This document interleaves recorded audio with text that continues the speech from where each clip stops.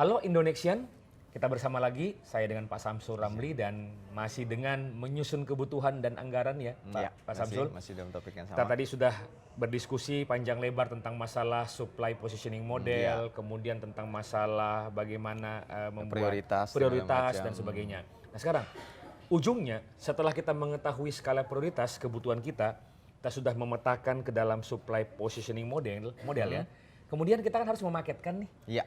Karena kan tidak mungkin semua pengadaan selama setahun, mau barang, mau kursi, mau lemari, ikan digabung jadi satu kan? Tidak bisa. Bagaimana sih pengadaan pemaketannya itu? Nah, ini penyusunan pemaketan pengadaan, ini ada prinsip-prinsip yang harus kita Prinsipnya pegang. dulu ya? Prinsip dasarnya adalah pertama harus efisien.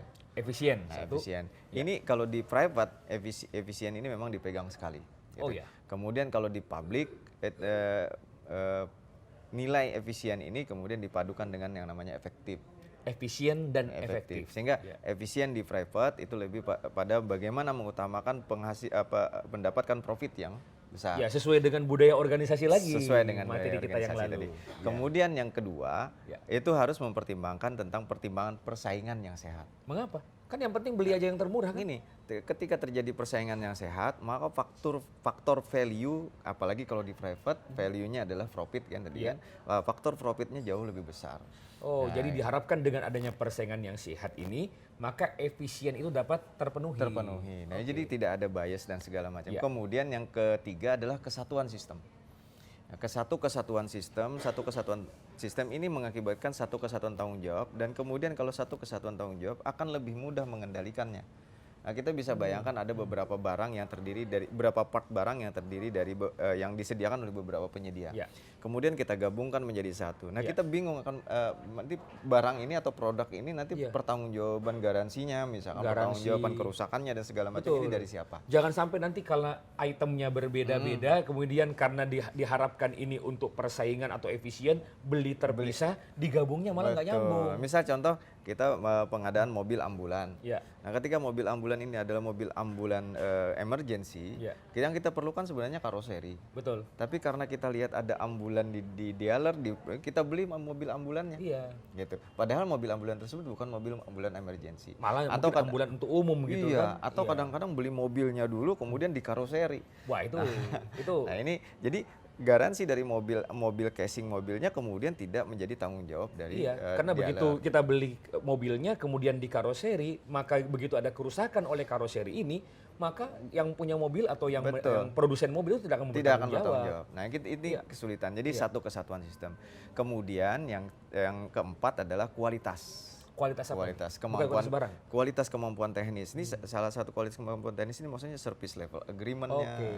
Kemudian kita ada juga yang disebut dengan purna jualnya. Layanan purna jual. Ada yang disebut dengan purna produksinya. Yang kemudian kita sebut garansi dan waranti. Dua hal yang berbeda. Nah, ini prinsip dasar pemaketan pengadaan. Jadi kembali lagi yang disebut dengan prinsip dasar pemaketan pengadaan harus melihat efisiensi, persaingan sehat, kesatuan sistem, dan kualitas kemampuan teknis. Pak Sam, kalau berikutnya kalau kita bicara tentang masalah pemaketan kan juga ada kriteria-kriterianya kan? Tidak mungkin pemaketan itu dilakukan sembarangan kan? Nah, kalau kita diskusi tentang masalah kriteria ini biasanya apa aja sih? Kriteria ini ada banyak sekali listnya yang harus kita, tapi paling utama ada beberapa, setidaknya ada sekitar 6 ya. Bisa 6 ya, betul, ada 6. Pertama, pemaketan kriteria ini harus dilihat dari komoditas. Berarti dari jenisnya dong? Dari jenis barang jasanya, jenis komoditasnya.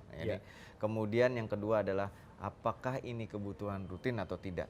Ini rutinitas kebutuhan ini. Jadi sebenarnya walaupun dia komoditasnya sama, tapi kalau dia sifatnya rutin atau tidak rutin, bisa juga pemaketannya dibedakan dong. Bisa jadi, itu tadi. Makanya ini rutinitas kebutuhan kita. Apakah rutin atau tidak rutin. Contoh yang kertas tadi kan? Iya. Walaupun dia kertas, sama-sama kertas, kalau dianggarkan setahun, bukan berarti dipaketkan jadi satu. Ini bukan berarti. Gitu. Jadi ini kebagian dari kemudian yang ketiga adalah apakah ini kebutuhan investasi, apakah ini kebutuhan aset berupa modal atau persediaan. Nah, ini lebih kepada pencatatan ini kepada juga pencatatannya. Kemudian yang selanjutnya adalah pengetahuan kita tentang lokasi kebutuhan atau lokasi pemasok. Berarti kita harus mengetahui tentang kondisi penyedia juga dong. Nah, ini kondisi penyedia misalkan ada kayak kita ada barang impor, ada barang lokal, ada TKDN, ada produk dalam negeri dan seterusnya. Itu bagian dari bagaimana kita mengetahui pemaketan. Jadi jangan sampai kita menggabungkan antara barang impor dengan barang produksi dalam negeri yang tentu saja perlakuannya berbeda. Dan jangan lupa tepat waktunya boleh jadi akan berbeda. Nah, itu ada Kemudian yang selanjutnya juga yang isu penting yang ada di negara kita adalah tentang pembinaan usaha mikro dan kecil. Nah, jadi ini menarik nih. Usaha mikro dan kecil ini apakah juga berlaku untuk private? Usaha mikro dan kecil ini sebenarnya kalau di sisi peraturan regulasi untuk private tidak. Tidak kan? Tidak. Hanya publik saja. Di private itu yang paling penting sekali lagi, yang paling penting adalah tentang keuntungan. Jadi dia tidak harus comply dengan regulasi terkait dengan pembinaan usaha kecil. Justru justru kondisi private ini harus dimanfaatkan oleh organisasi publik agar organisasi private ini didorong untuk bisa melakukan pembinaan kepada usaha kecil. Bukan mereka wajib untuk membeli di usaha kecil. Karena lagi-lagi dari sisi organisasi tujuan mereka adalah profit. Semestinya belanja kita besar, kemudian belanja yang besar ini kemudian digunakan untuk mendorong perusahaan di private untuk membina usaha kecil. Jadi prinsipnya adalah pembinaan. Betul. Pembinaan usaha kecil. Oke. Nah, yang juga harus dipertimbangkan adalah tentang kandungan lokal. Khusus masalah kandungan lokal saya punya satu kalimat nih. Oke. Apa itu? Cintailah produk Indonesia. Itu bagian.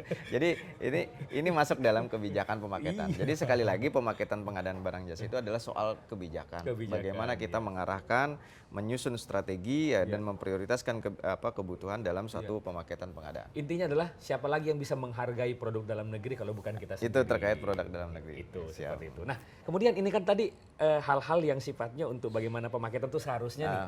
Nah, kita juga berbicara dong tentang apa hal-hal yang dilarang dalam pemaketan kan?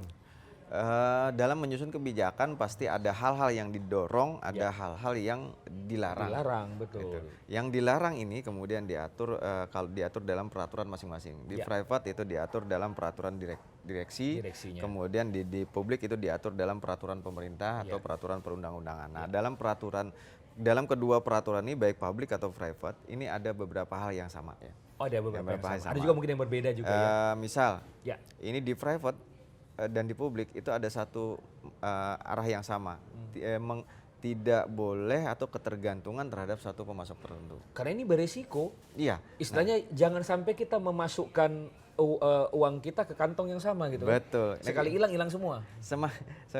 Risiko itu banyak lagi risiko. Salah satu risikonya adalah ketika kita tergantung dengan satu supplier saja, itu kita akhirnya akan rentan terhadap kewaspadaan. Kita nggak waspada lagi dengan kualitas. Karena kita sudah mempunyai hubungan yang sangat dekat dengan pemasok. Nah, kemudian kita tidak lagi melakukan yang analisa pasar karena menganggap penyedia yang supplier yang ada ini sudah terbaik. Padahal belum tentu kan? Belum tentu. Dan bisa jadi juga jangan-jangan mereka menganggap kita sebagai exploit. Nah, ini nanti supplier itu justru akan bertindak exploit gitu, mengeksploitasi kita. Ini larangan ini ya. Tapi kalau misalnya penyedia itu atau pemasok itu memang yang terbaik di bidangnya dan kita sudah melakukan analisa pasar tetap dia nggak apa-apa kan? Nggak apa-apa, tapi yang penting ada tadi tetap ada analisa perbaikan terhadap pola kontraktualnya untuk menjaga penyedia tidak exploit tadi. Ingat, ketika mereka sangat dekat dengan kita, dia akan cenderung exploit. Ini kecenderungan. Gitu. Nah, kemudian yang kedua, dalam pemaketan itu tidak boleh menghalangi usaha kecil untuk ikut serta. Menghalangi usaha kecil tidak boleh ya. Nah, maka dari pemahaman bahwa usaha kecil hanya untuk paket nilai segini itu salah. Iya, betul.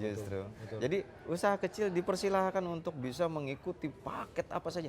Ya, tapi begitu dia ikut untuk paket yang tidak sesuai dengan kompetensinya, ya harus tunduk kepada regulasi kompetensi itu dong. Kita tidak bisa menghakimi bahwa usaha kecil itu pasti tidak bisa. Betul. Maka dari itu kita berikan kesempatan mereka untuk menunjukkan bahwa mereka mampu. Nah, kalau mereka mampu, maka mereka akan naik ke level berikutnya. Jadi intinya ada pada kemampuan, bukan kepada nilai paket. Betul. Gitu. Nah, yang ketiga kemudian banyak sekali gitu ya, ada semacam kebijakan yang membatasi, yang menghalangi prinsip adil dan tidak diskriminatif. Jadi misalkan menghalangi penyedia konsultan lokal, menjadi konsultan itu kemudian dihalangi kalau hanya untuk yang lokal saja, itu hal-hal yang menghalangi persaingan. Karena boleh jadi pekerjaan kita dapat dikerjakan oleh pengusaha atau penyedia di luar lokal tersebut yang justru jauh lebih bagus. Nah itu tadi.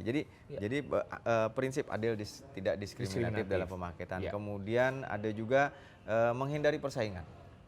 Dengan cara mecah-mecahin paket gitu, supaya ini lebih mudah nih, atau bahkan jangan-jangan bagi-bagi paket. Iya, dan ini berlaku semua di private dan public. Di private misalkan itu cenderung kalau misalkan kita dilakukan pemecahan paket, cenderung pembeliannya akan sangat personal sekali. Betul. Sehingga terjadi kedekatan antara petugas pembelian dengan supplier. Sehingga bisa saja petugas pembelian ini tidak lagi melihat bahwa dia akan mencari kualitas terbaik, value terbaik, profit terbaik, tapi dia justru melihat yang mana yang paling nyaman. Paling nyaman. Jadi sudah bukan hal yang bersifat objektif lagi, tapi sudah subjektivitas di situ. Ini yang harus dilihat. Kemudian yang sering juga dalam pemaketan itu kita harus menghindari begitu banyaknya birokrasi dalam penetapan. Perlu persetujuan ini, persetujuan ini. Nah, itu. Jadi semakin panjang suatu persetujuan akan semakin menghilangkan prinsip-prinsip pengadaan barang dan jasa. Itu nanti di private, di public itu sama semua gitu ya. Lebih singkat, lebih bagus gitu ya. Demikian apa yang dapat kami sampaikan. Saya Khalid Mustafa. Saya Samsul Ramli. Salam pengadaan. Jadi pas tuh. Terus selanjutnya.